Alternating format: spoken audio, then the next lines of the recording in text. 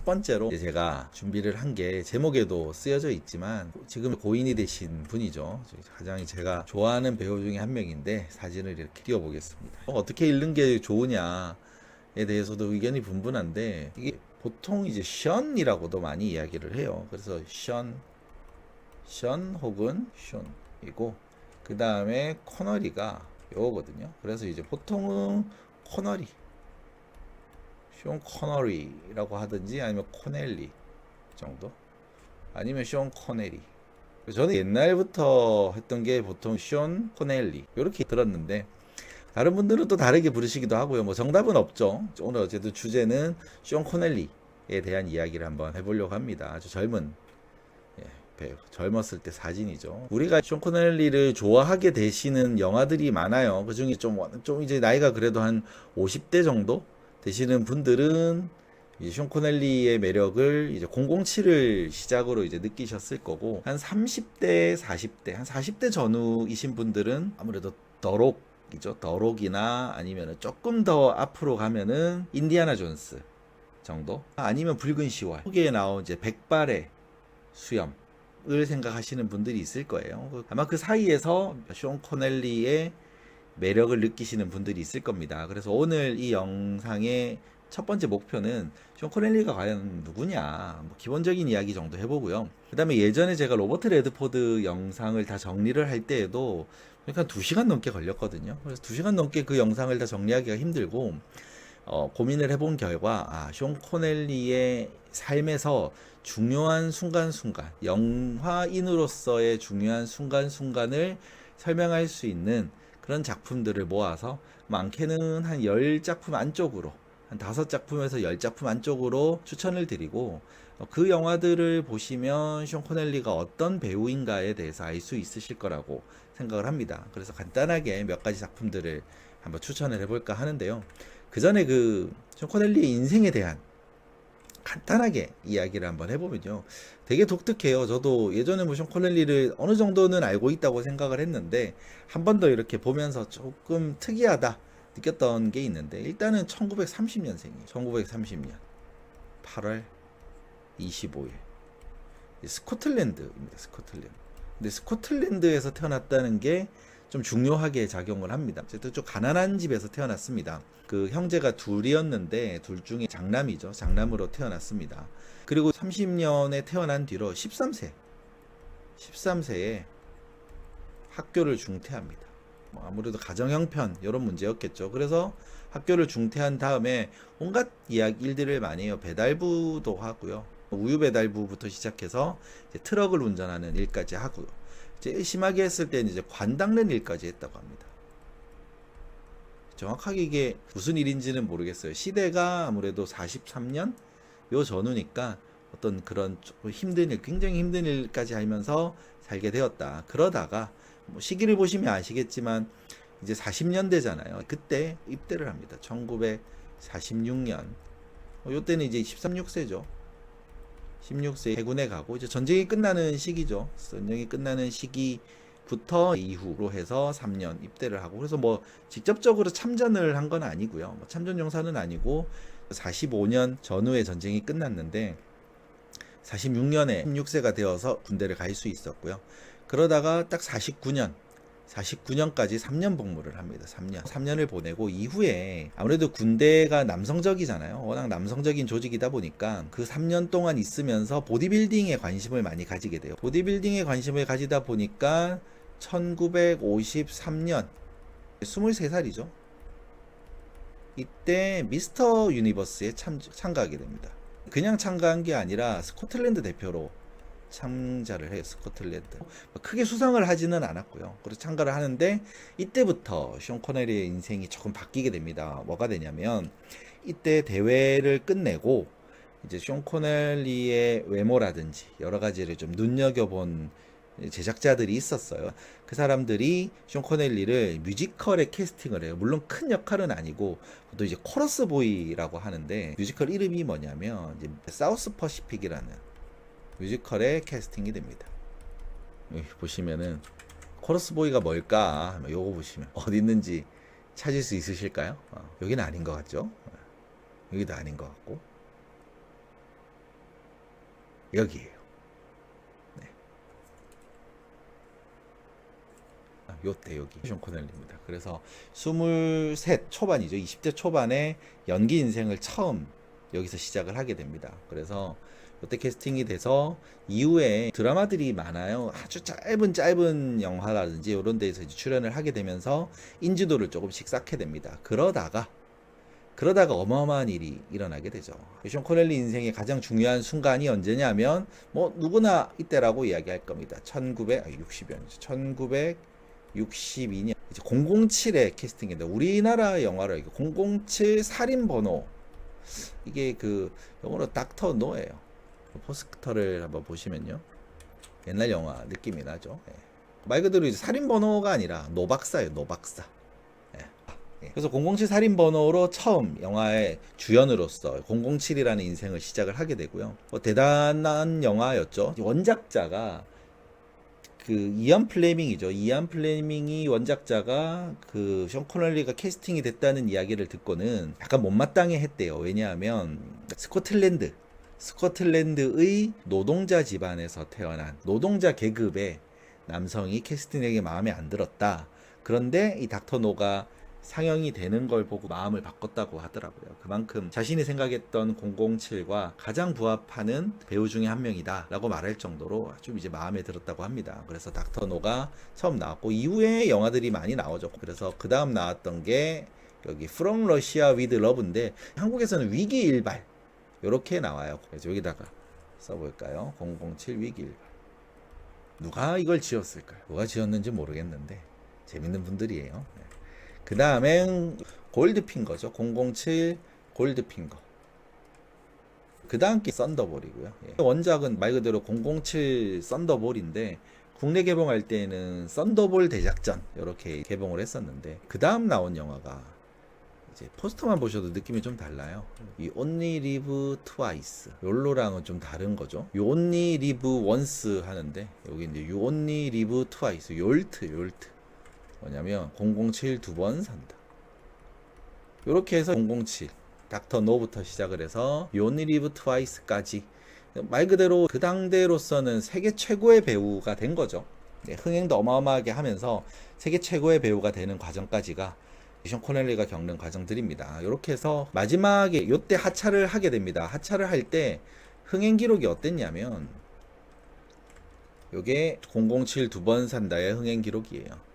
$10,000,000 정도를 투자해서 이제 1억 1,160만 달러. 이게 60년대 후반 영화에 당대 1억 달러를 넘어서 할 정도니까 대단한 영화죠. 이제 거의 뭐 정상에서 007을 그만두게 됩니다. 여러 가지 이유가 있죠. 여러 시리즈 자체가 한 배우에게 종속되는 거라기보다는 그 당대에 가장 이제 마초적인 스타일의 배우들이, 가장 남성적인 배우들이 주연을 하는 스타일이다 보니까 이렇게 5편의 007을 찍고 하차를 하게 돼요. 그러고 나서 다음 나온 007 영화가 뭐냐면 여왕폐하 대작전이라는 건데, 요때는 그 조지 라젠비라는 배우가 나와요. 요 배우가 나오면서 흥행이 어떻게 되냐면 이렇게 바뀌어요. $10,000,000 투자해서 1억 1,000만 달러를 벌던 두 번 산다 이후에 더 많은 돈을 투자했죠. 왜냐하면 007 시리즈가 마치 우리나라로 치면은 범죄도시 같은 느낌이죠. 나오면 흥행을 하니까. 그래서 이전 작품에 비해서 2배 이상의 비용을 투자를 해서 또 전 세계적으로 개봉을 했는데 결과는 조금 더 축소가 됩니다. 약 30% 정도 축소가 되죠. 그러니까 뭐 배수로 쳐도 1배 수익을 내던 영화가 한 4배? 그러다 보니까 어떤 상황이 생기냐면 그러면 좀 다시 하면 안 될까? 이런 생각이 들지 않을까요? 왜냐면 나름 10년에 가까운 시간 동안 007로서의 이미지를 고정시켜 놨던 션 코넬리가 영화를 내려놓자마자 나름 흥행에 조금의 적신호가 들어오니까 한 번 더 하면 어떨까, 다시 돌아오면 어떨까, 이렇게 한 거죠. 그때 션 코넬리가 처음에는 거절을 하거든요. 거절을 합니다. 아무래도 그만두기로 했고 또 공식적으로 그렇게 했는데 다시 돌아가는 거는 좀 그렇다. 결과적으로는 돌아와요. 이후의 인터뷰에서는 그 이유가 뭔가 했더니 어마어마한 개런티를 약속을 했다고 합니다. 그래서 하게 되고 요때 흥행을 다시 금액적으로는 복귀를 하게 돼요. 근데 이때 션 코넬리가 사실 좀 멋진 일을 하게 됩니다. 뭐냐면 아까 말씀드렸듯이 어마어마한 개런티를 받고 영화에 출연하는데, 영화 제목은 뭐냐면요, 제목이 한국 영화로는 다이아몬드는 영원히 라는 영화예요. 이때 출연료를 어마어마하게 많이 받았는데 그거를 스코틀랜드 국제교육재단에 전액 기부를 했다고 합니다. 배경이 여러 가지가 있는데 그 스코틀랜드에 대해 각별한 애정들을 많이 보였어요. 요때 미스터 유니버스도 스코틀랜드 대표로 가기도 했었고요. 그렇게 했었는데 이때도 마찬가지로 스코틀랜드의 교육에 투자하는 재단을 설립하고 운영하는 데에 필요한 기금을 굉장히 많은 돈을 기부를 했다고 합니다. 그러니까 뭐 스코틀랜드에 대한 특별한 마음을 이때 드러냈다고 볼 수가 있겠죠. 그렇게 하고 나서 007로서는 영화는 마무리가 되고요. 그 이후에 몇 가지 특징적인 영화를 좀 추천해 드리려고 하는데, 첫 번째 영화는 제가 예전에 리뷰를 했던 영화예요. 이걸 실제로 보신 분들은 거의 없지 않을까. 물론 있으실 수 있어요. 있을 수 있는데 뭐냐면 왕이 되려던 사나이입니다. 75년작인데 The Man Who Would Be King이라고 되어 있죠. 왕이 되려던 사나이. 요 영화는 유튜브에 원어로 있어요. 그래서 왕이 되려던 사나이 검색하셔도 괜찮고요. The Man Who Would Be King을 검색하셔도 괜찮아요. 요 영화는 간단하게는 제가 리뷰를 하긴 했었는데 여기에 마이클 케인도 같이 나오고요. 영화 아주 재밌는 영화입니다. 어떤 영화냐면 아프리카나 이 지역을 개척을 하던 시기에 영국군 출신 두 장교가 오지로 가서 거기서 왕이 되는 과정을 그려요. 그러니까 뭐 그 당시는 뭐 강대국을 제외하면 총이 없는 시기였는데 그때 총 20자루를 들고 오지로 가는 거예요. 오지로 가서 거기를 정복하는 거죠. 그 정복하는 과정에서 전투를 벌여요. 근데 활을 맞습니다. 숀 코너리가 활을 맞는데 다행히 탄띠에 맞아서 상처를 안 입어요. 그러니까 겉으로 볼 때는 활을 맞았는데 피가 안 나는 거잖아요. 근데 그 당시에 그 지역의 전설이 활을 맞아 피를 흘리지 않는 게 신의 조건이었던 거예요. 그러니까 그 지역에 숀 코너리가 신이다. 신의 자손이다. 이런 소문이 나게 되고, 그 소문이 나게 되면서 이제 그 지역의 왕으로 자리를 잡게 됩니다. 근데 왕이 되면은 거기서 어떻게든 좀 물건들이나 이런 걸 가지고 몰래 도망치고 영국으로 돌아와서 부자가 되고 뭐 이렇게 해피엔딩이면 되는데, 물론 그걸 또 옆에 있는 마이클 케이는 바랬어요. 그걸 바랬는데 그러지 못했죠. 그러지 못하고 좀 왕에 너무 심취를 해버린 거예요. 자기 역할에. 그러다가 예쁜 여자를 발견합니다. 아주 예쁜 여자를 발견해서 결혼을 하려고 마음을 먹어요. 결혼하려고 마음 먹으니까 이 예쁜 여자는 신이랑 결혼하는 거잖아요. 신이랑 결혼을 하는 거니까 너무 떨리는 거예요. 너무 떨려서 결혼식 날에 이 약을 해요. 마약 같은 약에 취해서 이렇게 몽롱한 상태로 결혼식을 갑니다. 결혼식을 갔는데 이제 숀 코너리는 미인을 이제 안으려고 이렇게 했는데 순간 그 약에 취한 여자가 그 숀 코너리의 볼을 깨무는 거예요. 깨무는 순간 피가 나잖아요. 피가 나니까 그 지역에 있던 사람들이 알게 된 왕 신은 피를 안 흘리는데 피를 흘린다. 저거는 가짜다. 뭐 이렇게 되는 거예요. 그래가지고 이제 도망치는 뭐 이후에 어떻게 되느냐, 요거는 유튜브에서 꼭 보셨으면 하고요. 그렇게 되는 영화인데 아주 재밌어요. 여러분들 뭐 제가 그때 그 리뷰를 보신 분들도 있으실 건, 그때 당시 조회수가 그래도 한 1, 20만 이상 나왔으니까 보신 분들이 있겠는데, 영화가 재밌고 그 내용이 기억나시는 분은 유튜브에 검색하셔서 영화 한 번 더 쭉 보셔도 괜찮아요. 보셔도 괜찮고, 마이클 케인도 굉장히 매력적으로 나오고 숀 코네리도 매력적으로 나오는 영화입니다. 그래서 상당히 007을 끝내고 007 이후에 자신만의 연기 색깔, 그 방향을 잡으려고 하는 데 있어서는 굉장히 상징적인 영화예요. 그래서 저는 이 왕이 되려는 사나이를 리뷰를 했었고, 여기 보시면 다이아몬드는 영원히로 나왔던 요 배우가 이렇게 나와요. 머리도 좀 벗겨지고, 그러니까 퇴역 노인처럼, 완전히 퇴역 노인, 퇴물 노인처럼 나와요. 이런 게 굉장히 매력적으로 나옵니다. 그래서 여러분들 그 숀 코넬리를 기억하시는 분들이라면 왕이 되려던 사나이 정도는 한 번 더 보셔도 괜찮을 것 같습니다. 좀 강하게 추천드리는 영화. 그렇게 해서 왕이 되려는 사나이 이후에 요거는 제가 그냥 설명 간단하게만 이야기만 하고 넘어갈게요. 요거 왜냐하면 엄청난 영화긴 하죠. 물론 엄청난 영화예요. 이 영화는 거의 뭐 실제 전쟁이라고 하는 것, 그러니까 그 전쟁의 거대함, 그 전쟁이라는 것 자체를 보여주는 데에 있어서는 굉장히 상징적인 영화가 바로 이 영화예요. 제목은 여기 적혀도 있지만 머나먼 다리거든요. 이거는 유튜브에서는 볼 수 있을까요? 제가 보여드릴게요. 이게 지금 1년 전에 나왔는데 다시 올렸는데 마켓가든 작전 팬컷 에디션이라고 되어 있네요. 그러면 이거는 전체 영상이 아닐 수도 있겠네요. 이 영상이 차라리 낫겠어요. 9년 전. 첫 번째는 팬컷이라고 되어 있는 걸 보니까 조금 편집을 한 것 같고, 그다음 그 밑에 있는 게 원작 영화인 것 같습니다. 2시간 56분이니까 러닝타임도 맞고요. 요거 보시면은 좋습니다. 이 영화도 마켓 가든 작전을 배경으로 하고 있고요. 밴드 오브 브라더스. 예, 밴드 오브 브라더스에 보면 7화인가요? 거의 뭐 마켓 가든 작전이 나오잖아요. 거기서는 101 공수부대가 갔다가 전투하다가 후퇴하고 겨우겨우 돌아오는, 그리고 영화 끝에는 많은 피해를 입었다 정도로 나오는데, 요 브리지 투 파 같은 경우는 완벽하게 그 마켓 가든 작전의 시작과 끝을 설명을 합니다. 그래서 그 당시에 뭐 영국군이라든지 그 다음에 폴란드군도 나오고요, 미군도 나오고 여러 연합군이 작전을 시작하기 전에 좀 걱정되는 문제들, 이 실제로는 어땠고 그게 작전으로 들어가서는 어떻게 작용을 했느냐에 대해서 좀 상세하게 나옵니다. 그래서 영화 보시는 분들은 한번 보시면 좋죠. 예, 여기 나와 있는 원작 한번 보시면 추천하고요. 다만 이 영화는 쇼 코네리가 나오기는 하지만 메인으로 나오지는 않아요. 하지만 워낙 좋은 영화이기 때문에 간단하게 언급하고 넘어가고요. 그 다음에 나오는 영화가 이것도 좀 특이하죠. 007이 다시 나옵니다. 83년이니까 쇼 코네리가 신을 넘었죠. 마지막 007 영화의 모습, 그리고 바로 그 직전의 007 영화의 모습에 비하면 상당히 좀 노쇠했죠. 그래도 007로서의 매력을 그대로 가지고 있는 쇼 코네리가 다시 컴백을 한 거예요. 한 편 더 찍었는데, 그때 이제 쇼 코네리가 가지고 있는 티켓 파워가 여실히 증명이 되죠. 그 전작이죠. 4,300만 달러에 1억 1,600만 달러를 벌었던 그때에 비하여 더 적은 돈 3,600만 달러를 투자해서 1억 6 천만 달러라는 큰 흥행을 거두는 과정까지, 그래서 여전히 남성적인 그 매력을 가지고 있는 배우라는 걸 증명을 했다 정도고요.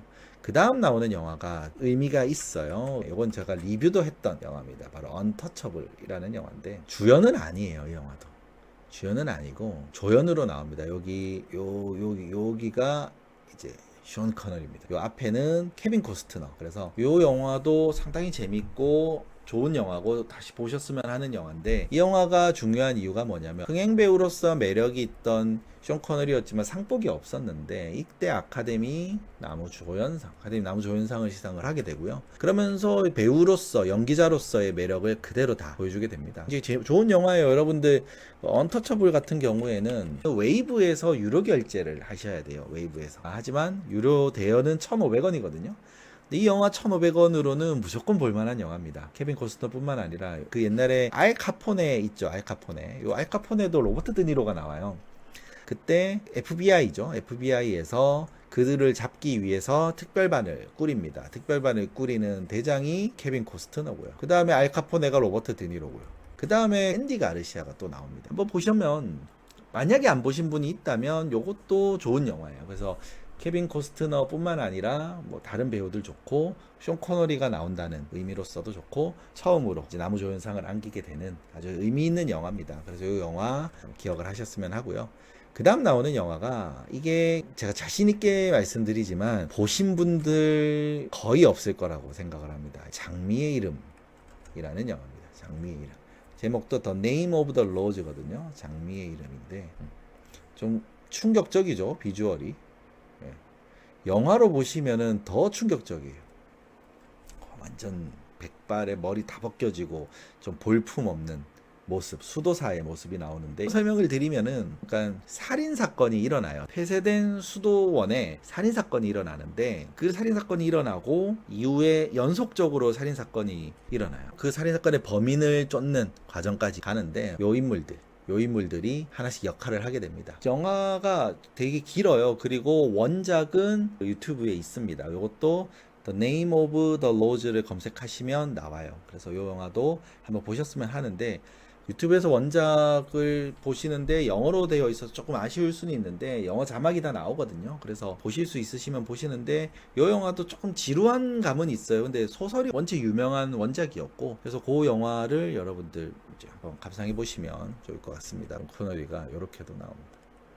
아카데미에서 수상을 하지는 못했는데 영국 아카데미에서, 그리고 비평가협회에서 주는 상들은 주연상으로도 많이 받았습니다. 그래서 요 영화를 제가 선정한 것도, 그 이전에 물론 조연상을 수상하긴 했지만 주연으로서 인정받는 첫 번째 영화였다는 거. 이전에는 007로 이름을 알렸던 숀 코네리가 이제 언터처블로 조연상을 먼저 수상을 하고 이후에는 더 네임 오브 더 로즈 장미의 이름으로라는 영화로 주연으로서도 그 가치를 인정받게 되면서 아주 좋은 영화입니다. 그래서 이 영화도 여러분들 한번 보셨으면 해요. 하나의 시리즈의 일부로서가 아니라 어떻게 보면 하나의 배우로서 완전하게 자리를 잡았다라고 보실 수가 있는 거죠. 80년대에 이미 최고의 배우로서 자리를 잡는 과정들이 이렇게 정리가 되었고요.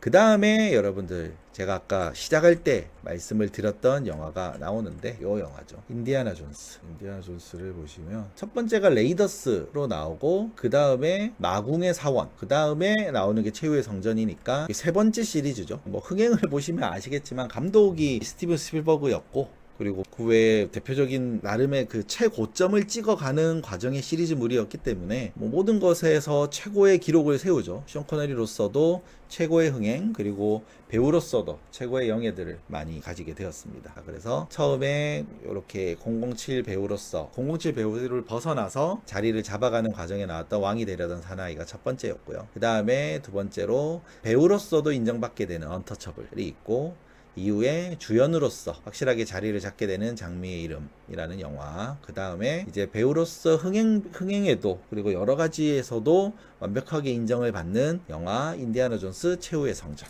이렇게 보시면 되겠습니다.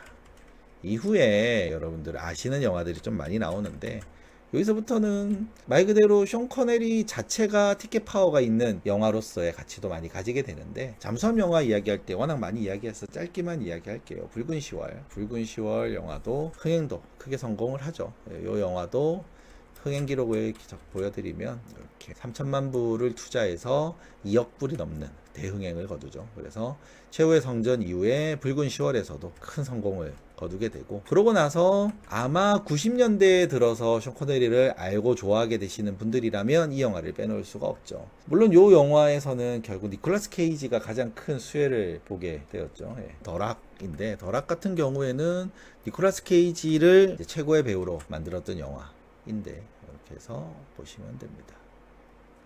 그래서 큰 흥행을 했던 영화까지 이렇게 해서 나왔고요. 정리를 하면 숀 코네리가 시작은 순탄하진 않았어요. 배우로서 시작하자마자 바로 뭐 배우로서의 자리를 잡은 게 아니고 힘든 시절을 거치다가 우연치 않은 기회에 처음에는 작은 뮤지컬부터 시작을 했고 이후에 단역부터 작은 영화 수십 편에 출연을 하다가 이제 아주 우연히 무명이었던 숀 코네리를 007의 배우로서 기용을 하게 되는 제작자의 안목이 대단했죠. 그렇게 하면서 영화 배우로서의 길을 완벽하게 가게 되었습니다. 숀 코네리에 대한 주제는 이렇게 먼저 마무리를 하고요.